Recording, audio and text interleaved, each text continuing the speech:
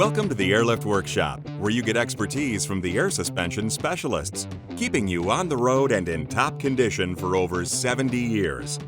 Today we'll be demonstrating the installation of our LoadLifter air spring kit on a Jeep Gladiator.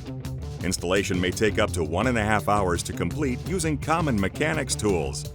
Remember, this video does not replace your installation guide, so grab yours out of the box and let's get started. Lift the vehicle and remove the rear wheels. Drop the axle down low enough to later set the air spring assemblies into position. Remove both jounce bumpers from their cups by pulling them sideways. Remove the bolt holding the rear brake line brackets on both sides of the frame. Pull the bracket away from the frame and let it hang loose. It will be necessary to create a slot in the existing jounce bumper cup for the fitting and airline to come out from. Make sure the slots in the upper brackets are pointing forward and outside toward the wheel opening. Using a China marker or crayon, mark where the slot would line up on the cup. Cut this area using a grinder with a cutoff wheel or equivalent. Finish by deburring and covering the new slot with black spray paint. Let's assemble the air springs. Set a roll plate over the top of the air spring. Install the swivel fitting into the air port on the air spring. Tighten the fitting 1.5 turns past finger tight. Install the carriage bolts through the bottom of the upper brackets. Align the fitting in the air spring assemblies with the slot in the upper brackets and install the upper brackets onto the air spring assemblies using the button head cap screws. Start each bolt first with the bracket loose and slowly tighten them evenly until both have bottomed out. Torque the cap screws to no more than 20 pound-feet. Set the large flat washer over the top of the carriage bolts.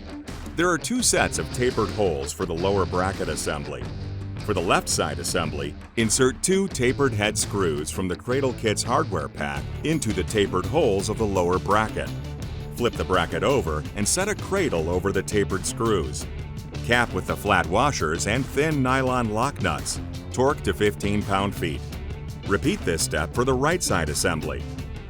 Set the left side lower assembly onto the jounce bumper strike plate on the axle by inserting the mounting studs in the lower bracket through the existing holes in the strike plate. Cap the weld studs on the lower bracket with flat washers and nylon lock nuts. Install the lower assembly on the opposite side and torque the hardware to 13 pound-feet. Set the left side air spring assembly onto the cradle and nest the upper bracket inside the jounce bumper cup. Repeat for the right-hand side. Insert the medium-sized flat washer over the carriage bolt on the inside of the jounce bumper bracket and cap with a nylon lock nut. Tighten the nylon lock nut down using a ratchet wrench and torque to 16 pound-feet. Now raise the axle completely. Attach the left-hand and right-hand brake line relocation brackets over the frame bracket with the M6 flathead screw.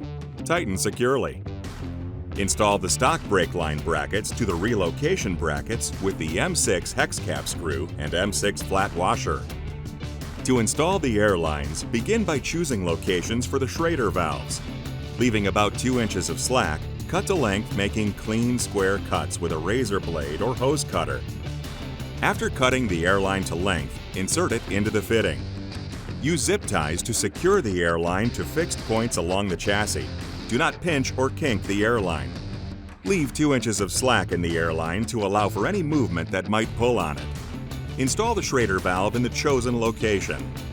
Once the airlines are completed, reinstall the wheels and lower the vehicle.